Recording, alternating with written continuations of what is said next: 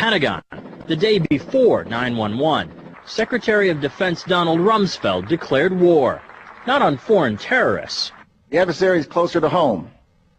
It's the Pentagon bureaucracy. He said money wasted by the military poses a serious threat. In fact, it could be said that it's a matter of life and death. Rumsfeld promised change, but the next day, the world changed. And in the rush to fund the war on terrorism, the war on waste seems to have been forgotten. My '03 budget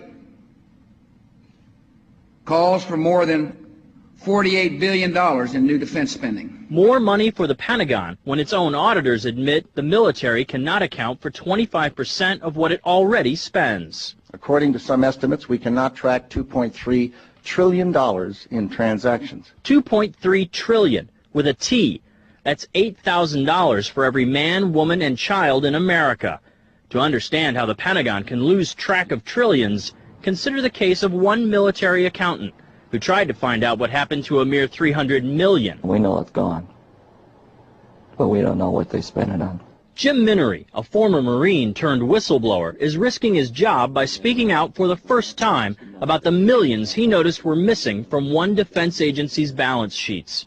Minery tried to follow the money trail, even crisscrossing the country looking for records. The director looked at me and he says, "Why do you care about this stuff?" It took me aback, you know.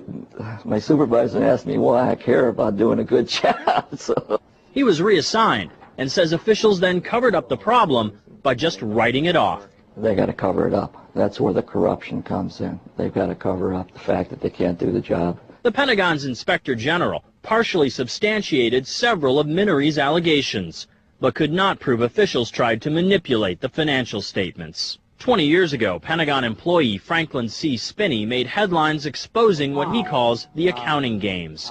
He's still there, and although he does not speak for the Pentagon, he believes the problem has gotten worse. Those numbers are pie in the sky. The books are cooked routinely year after year after year. Retired Vice Admiral Jack Shanahan commanded the Navy's Second Fleet the first time Donald Rumsfeld served as Defense Secretary. With good financial oversight, we could find $48 billion in loose change in that building without having to hit the taxpayer. In the 2.5 minutes since this report began, the Pentagon has spent nearly $2 million, and it may never know where 25% of those tax dollars went.